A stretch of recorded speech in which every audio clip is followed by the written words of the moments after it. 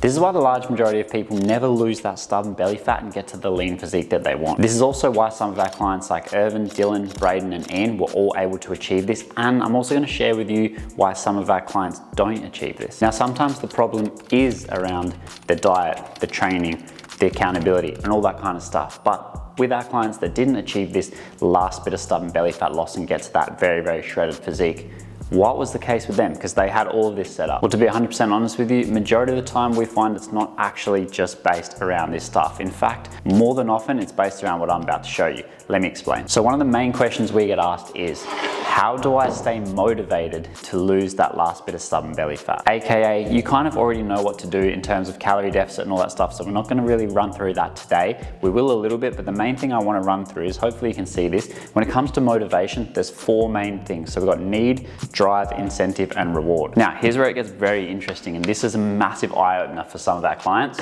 so I hope it helps you as well. So, for example, if you are in a position and you have 20 kilograms of body fat to lose, then the motivation, AKA the need, drive, incentive, and reward, becomes quite different. And in this scenario, that might be lowering your chances of becoming obese, lowering your chances of getting heart attacks, having heart attacks, lowering health risks, and maybe being able to run around with your kids without getting out of breath. Now, if you've only got 10 kilos of body fat to lose, then the need, drive, incentive, and reward might be some of these ones with the 20 kilos, but it might be more towards lowering your body fat to maybe increase your confidence so you can ask the girl out on a date, or you can ask your boss for the promotion, or whatever it is you're not doing because you don't feel confident enough. Now, if you've only got, say, 5 kilograms to lose, then the motivation is probably going to be a lot less of these ones, and it might be more geared towards fitting into your clothes better or getting a little bit leaner and more confident for the upcoming holiday. Now, here's where it gets really interesting, because if you've only got a couple of kgs to lose, and to be honest, this is where those last bits of stubborn belly fat or stubborn body fat are stored, then the need, drive, incentive, and reward to lose this last bit of weight, those last couple of kgs, becomes a lot less, because there's no longer any health risks. If you've only got a few kilos, then you're more than likely going to be able to run around and play with your kids. You're probably not going to get out of breath. You're probably not in any chance of getting injured because you're overweight. And you're probably not too worried about fitting into your clothes and going on holiday because it's only a couple of kilos. This is also where there's a double-edged sword, because as we get leaner and leaner and leaner, we lose more body fat and we get lighter.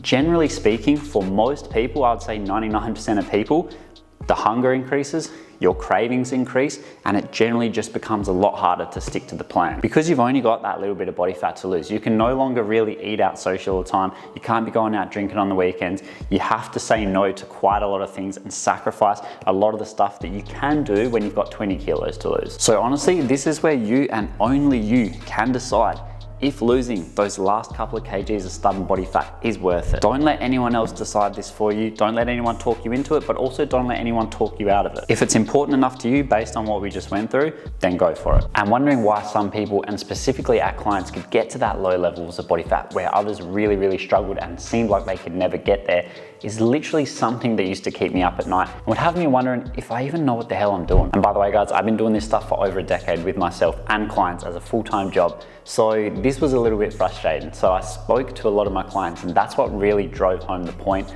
of what we just went through. Because majority of the time, it literally did just come back to that. Because I honestly think that a lot of the time we want to get lean, or we want to get to that next level shredded physique with a full-blown six-pack, but we're just not willing to sacrifice and do what's needed to achieve this goal. And honestly, that's okay, as long as you set yourself up for success by knowing this and knowing what it will take to get to that low level of body fat, or get those last few kgs of stubborn belly fat off. Because then you can know and you can decide whether it's worth it to you or not, and how far you want to go in terms of your fat loss and how lean you really want to get. And in my experience, the people that do push past those barriers and do get to that ultra lean, ultra shredded physique, those are the ones that generally love the journey. They love training, they look forward to working out every day, they love pushing their body and mind to see how far they can take it. And I personally find they also generally love and thrive off a consistent routine with their training and eating, and just consistency with their routine as a whole. And of course, this is going to support that goal heavily. And to be 100% real with you, if you don't love those things, you probably should take that into account, that when you are trying to get to that low level of body fat, towards the end especially, it's basically basically just going to become absolute torture for you. And lastly, genetics do play a big role in this as well. We'll cover that in a future video. But if you want to see a real life example of how my client Jovan went from 30% to about 12% body fat, step by step how we did it and exactly how long it took him, then you can check out this video here.